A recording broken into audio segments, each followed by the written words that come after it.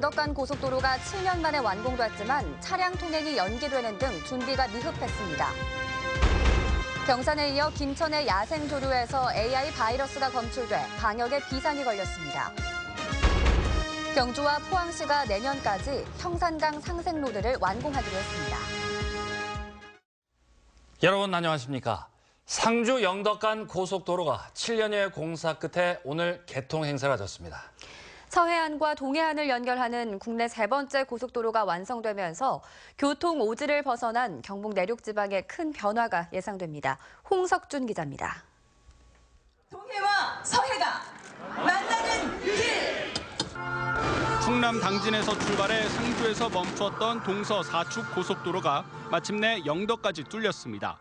상주에서 영덕까지 107km, 거의 매년 4천억 원꼴로 7년간 2조 7천억 원이 투입됐고 터널과 교량만 150여 개가 놓여서 2시간 20분 거리는 1시간으로 좁혀졌습니다. 청송, 영양, 영덕에는 사상 처음 고속도로 나들목이 설치돼 교통 오지라는 오명도 벗겨졌습니다. 이제 영덕에서 일출을 보며 홍게로 아침을 먹고 당진에서 일몰을 보며 꽃게로 저녁을 먹을 수 있게 되었습니다.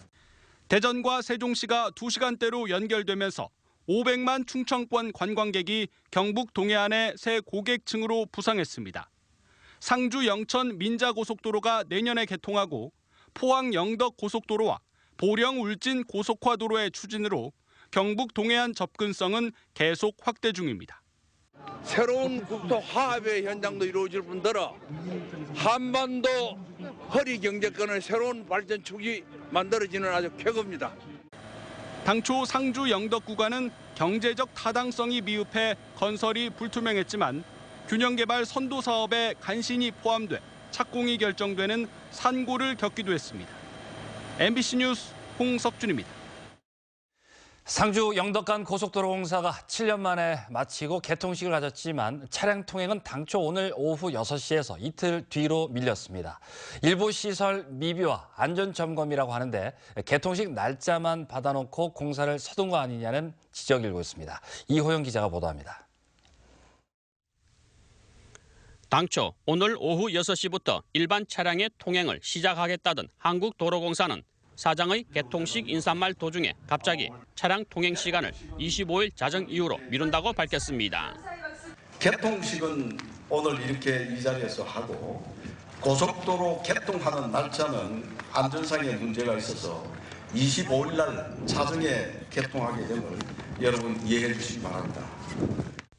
일부 시설 미비와 안전점검을 폐해한다는 이유였지만 오전까지만 해도 변화가 없던 차량 운행 시간을 갑자기 미룬 것은 공사에 상당한 문제점이 드러난 게 아니냐는 의혹이 일고 있습니다.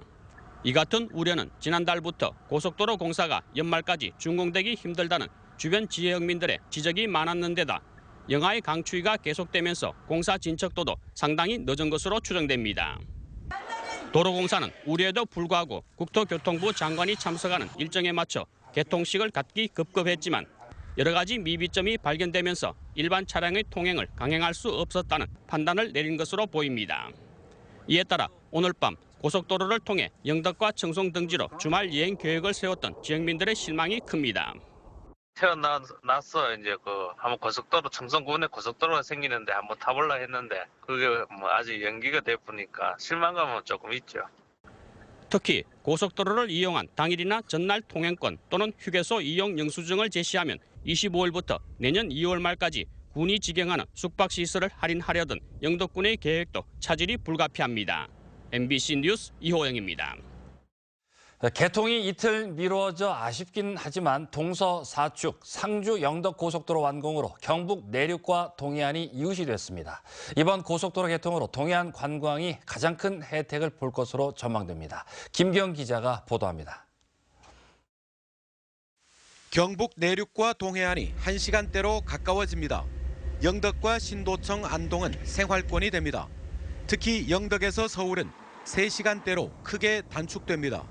KTX로 유입되는 고객들이 많았어요. 그런데 지금 이제 고속도로가 개통됨에 따라서 시간이 한 1시간 정도 단축된다 생각하시면 그 고객들이 버스로 유입되지 않을까요? 관광에 거는 기대는 남다릅니다. 때마침 대게철이어서 강구항 상인들은 수족관에 대게를 가득 채우고 내륙의 식도락 여행객을 기다리고 있습니다. 마지막 종점이 영덕 강구다 보니 더구나 이 최고의 맛을 자랑한 영덕 대게를 우리 동네에 있으니 저도 기대도 크고 모든 상인들이 기대 크다고 보십니다. 영덕군은 고속도로 이용객에게 2월 말까지 매주 일요일부터 목요일까지 주중에 군이 직영하는 숙박시설 이용료를 하루 10,000원에 할인 제공할 계획입니다. 영덕군은 1975년 영동고속도로 개통으로 강릉시의 관광 서비스업이 78% 급성장한 사례를 분석해 앞으로 1, 2년을 영덕 성장의 골든타임으로 삼기로 했습니다. 내륙에서 오시는 분들이기 때문에 정말 동해안의 문화에 대해서는 동해안의 어떤 힘차고 또 기가 넘치고 또 우리 영덕은 뭐 덕이 많은 동네니까 그런 문화들을 함께 좀 보여주고 싶은 것이죠. 이번 고속도로 개통으로 영덕은 인구와 자본의 역외 유출 가능성은 낮고 관광객은 20-30% 증가해 농수특산품 판매와 소득 증가, 토지 이용 다변화로 지역 경제가 활성화될 것으로 기대됩니다. 경상북도는 상주 영덕 고속도로 개통으로 얻게 될 편익 비용을 연간 947억 원으로 추산했습니다. MBC 뉴스 김기영입니다. 경산에 이어 김천시 감천면 하천의 야생조류 분변에서 AI 바이러스인 H5N6가 검출돼 경북 방역당국이 긴장하고 있습니다. 경상북도는 현재 고병원성 여부를 조사하는 한편 반경 10km 안의 가금류에 대해 이동을 제한했습니다. 반경 10km 이내에는 83개 농가에서 닭 135만 8천 마리를 키우고 있습니다. 경북 지역에는 아직 AI가 발생하지 않았지만 경산에 폐사한 큰 고니에 이어 김천의 야생조류 분변에서 AI가 검출돼 농가에 비상이 걸렸습니다. 오늘 오전 5시 31분쯤 포항시 북구 북쪽 9km 지역에서 규모 2.2의 지진이 발생했습니다. 기상청은 현재까지 피해가 발생했거나 지진을 느꼈다는 신고가 없었다며 이번 지진으로 인한 피해는 없을 것으로 예상한다고 밝혔습니다.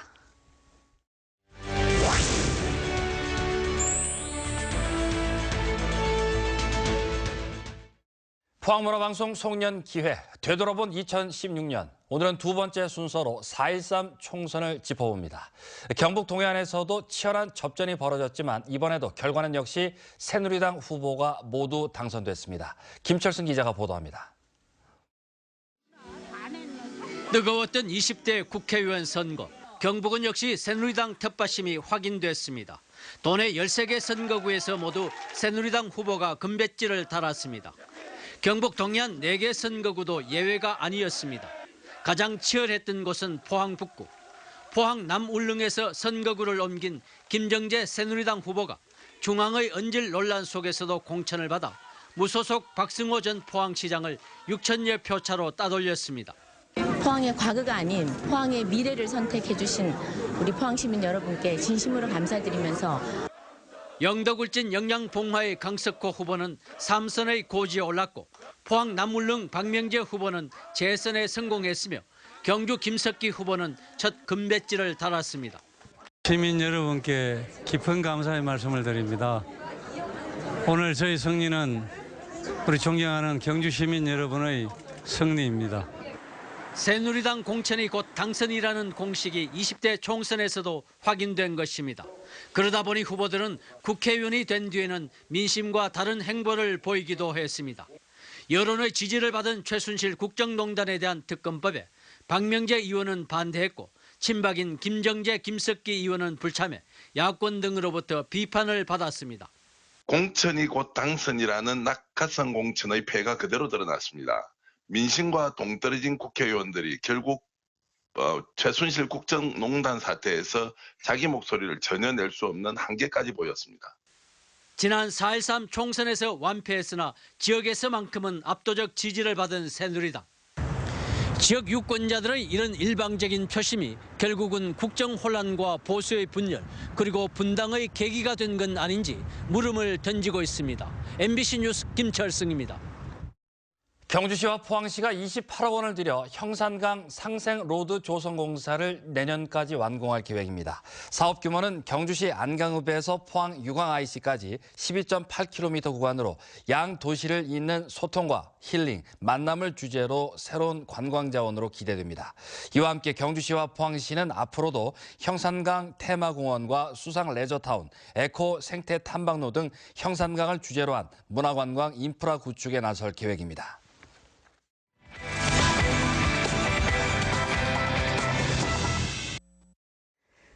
박대성 화백의 수목 대작을 주로 선보이던 솔거미술관에서 조선시대 자수와 수목화를 비교 전시하고 있는데요. 알록달록한 색감의 자수와 색을 최소화한 수목화의 만남이 눈길을 끌고 있습니다. 김민주 아나운서가 전합니다. 딸의 결혼을 맞아 어머니가 직접 만들어 선물한 조선시대 결혼예복 화롯입니다. 바로 옆 전시실의 수목화와 완전히 다른 색감입니다. 딸이 태어나면 심어 혼수각으로 만들어줬다는 오동나무는 규방자수의 단골 문양입니다. 때때로 전통 규방 문화에서도 영감을 얻는다는 박화백의 신작 오동나무와도 닮았습니다. 흑백의 수목화와 다채로운 규방자수가 함께한 이번 전시는 200여 점의 자수 유물과 연지가 들어간 불국사 설경 등 박화백의 신작을 선보입니다. 박대성 화백의 정성, 기원, 염원이 들어가 있는 내용의 작품과 전통 우리의 규방 문화의 자수 작품이 같이 콜라보로 이루어진 전시라고 할 수 있습니다. 기획전시실에서는 신라문화재 수상작을 한자리에서 감상할 수 있는 신라미술대전 대상전이 열리고 있습니다. 1979년 시작된 신라미술대전 대상작 80여 점을 1, 2부로 나누어 내년 2월까지 전시합니다. 이 밖에도 주말에는 체코소년 합창단 보니푸에리의 크리스마스 선물 공연이 경주예술의 전당 대공연장에서 펼쳐지고 제16회 영일서단전은 포항문화예술회관에서 제3회 예당 사진동호 회전이 경주예술의 전당에서 이어집니다. MBC 뉴스 김민주입니다. 포항시의회는 오늘로 올 한 해 모든 의사 일정을 마무리했습니다. 시의회는 올 한 해 10회에 걸쳐 모두 99일간의 회기를 운영해 조례안 재개정 70건을 포함해 모두 121건의 의안을 심의 의결하고 18명이 시정 질문을 했습니다. 한편 지난달 30일 개회해 25일간 계속된 정례회 동안 경제산업위원회는 원전 주변 지역에 대한 지원 범위를 현행 5km에서 30km로 확대하는 내용을 담은 발전소 주변 지역 지원 범위 확대 촉구 결의안을 채택했습니다. 경상북도는 오늘 도청에서 제5회 경상북도 투자 유치 대상 시상식을 갖고 투자를 많이 한 기업과 시군 등을 표창했습니다. 이번 시상식에서 경산에 있는 효림산업이 최우수상을, 경주 구어공단에 있는 서진산업 등 4개 업체가 우수상을, 그리고 김천 하나기업이 특별상을 수상했습니다. 또 최우수시는 경주시가, 최우수군은 영양군이 선정됐습니다. 한편 경상북도는 올해 11월 말까지 투자 유치 실적이 6조 844억 원으로 지난해보다 10% 늘어났다고 밝혔습니다. 조선내화노사가 2017년도 임금과 단체 협약을 앞당겨 타결했습니다. 이로써 조선내화는 지난 2000년부터 18년 연속 무교섭 타결이라는 기록을 세우게 됐습니다. 조선내화노사는 내년에 창립 70주년이라며 신뢰와 상생의 노사관계를 통해 어려운 경영 환경을 극복할 것을 다짐했습니다. 하루 만에 다시 겨울 추위가 찾아왔습니다. 크리스마스 이브인 내일은 영하의 추위를 보이겠는데요. 기온은 조금씩 오름세를 보이겠지만 여전히 춥겠습니다. 송혜림 캐스터입니다. 네, 드디어 내일이 크리스마스 이브입니다. 오늘 곳곳에 눈이 내리고 있는데요. 내일은 전국 대체로 맑은 하늘이 드러나겠습니다. 올해도 화이트 크리스마스 기대하기 어렵겠습니다. 만약 내일 외출 계획 세우고 계신다면 독감 걸리지 않도록 옷차림 든든히 하고 나가셔야겠습니다. 계절이 제 시계를 찾긴 했지만 갑작스럽게 추워진 날씨에 몸이 적응하기 어렵기 때문입니다. 내일 아침 경북 동해안 지역 영하까지 기온이 떨어지겠고요. 낮 동안에도 7도 내외에 머물겠습니다. 크리스마스 당일날에는 기온이 조금 오르면서 낮에 11도 정도를 보이겠습니다. 자세한 내일 날씨 알아보겠습니다. 경북 동해안 지역 내일 대체로 맑은 하늘이 드러나겠습니다. 아침 기온 울진과 영덕, 포항 영하 1도, 경주 영하 3도고요. 낮에는 울진이 8도, 영덕 7도, 포항 8도, 경주 7도가 예상됩니다. 울릉도와 독도 지역은 오전에 비나 눈이 내리겠습니다. 아침 기온 울릉도가 1도, 독도 4도, 한낮에는 울릉도 4도, 독도 5도입니다. 동해상에도 대체로 눈이나 비가 내리겠고요. 바다의 물결은 오전에 최고 6m, 오후에도 최고 4m로 매우 높게 일겠습니다. 12월의 마지막 주인 다음 주에는 비나 눈 소식이 있겠습니다. 날씨였습니다. 희망 2017 나눔 캠페인에 이웃 돕기 성금을 보내주신 분들입니다.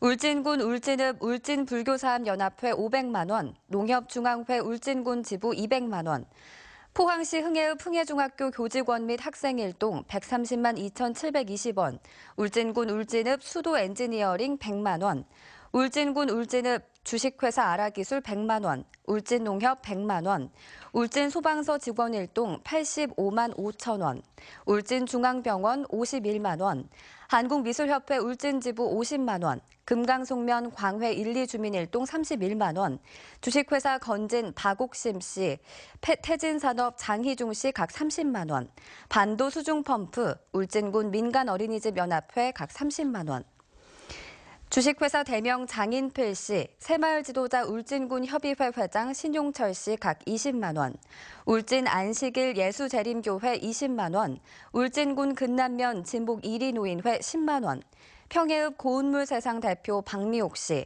고성 삼리 부녀회 일동 각 10만 원, 기성면 권갑경 씨, 금강송면 성림기술단 각 10만 원, 북면 호수식당, 소비자교육중앙회 울진군 지회 각 10만 원을 보내주셨습니다. 성금을 보내주신 모든 분들께 감사드립니다. 포항시 장학회는 오늘 시청 대회의실에서 2016년도 포항시 장학생 550명에게 7억 4천만 원의 장학증서를 전달했습니다. 성적과 가정 형편 등을 고려해 선발된 대학생 402명에게는 인당 200만 원, 고등학생 148명에게는 50만 원씩 지급됩니다. 지난 1990년 설립된 포항시 장학회는 340억 원의 장학기금으로 현재까지 8천여 명의 학생에게 84억 원의 장학금을 지급했습니다. 포항시는 모범 음식점 108곳을 지정해 지정증을 전달했습니다. 포항시는 일반 음식점 8천여 개를 대상으로 맛과 청결 서비스 등을 종합적으로 평가해 108개를 선정했습니다. 포항시는 지정업소에 표지판을 달고 영업시설 개선 융자금을 우선 지원하며 상수도 요금 할인 등의 인센티브를 주기로 했습니다. 포스텍 안교환 화학과 교수팀과 서울대 무긴희 교수팀이 알츠하이머 질환 여부와 진행도를 나타내는 새로운 생체 표지 물질 발견에 성공했습니다. 연구진은 고화질 영상을 통해 알츠하이머 질환과 밀접한 상관관계에 있는 것으로 알려진 모노아민 옥시데이즈 효소가 활성화되는 모습을 실시간으로 추적하는 데 성공했습니다. 연구를 주도한 안교환 교수와 김도경 박사는 이번 결과를 바탕으로 알츠하이머 진단을 위한 생체 표지 물질 연구와 관련 메커니즘의 규명, 치료제 개발 등 관련 후속 연구가 더욱 활발해질 것으로 기대한다고 연구의 이의를 밝혔습니다. 국내 최초로 원전 재난 사고를 다룬 영화 판도라가 지난 7일 개봉한 뒤 350만을 돌파하는 등 흥행을 이어가고 있습니다. 영화진흥위원회 통계에 따르면 판도라는 어제 기준으로 누적 관객 수 350만을 돌파했습니다. 이상으로 포항 MBC 뉴스데스크로 마치겠습니다. 여러분 고맙습니다.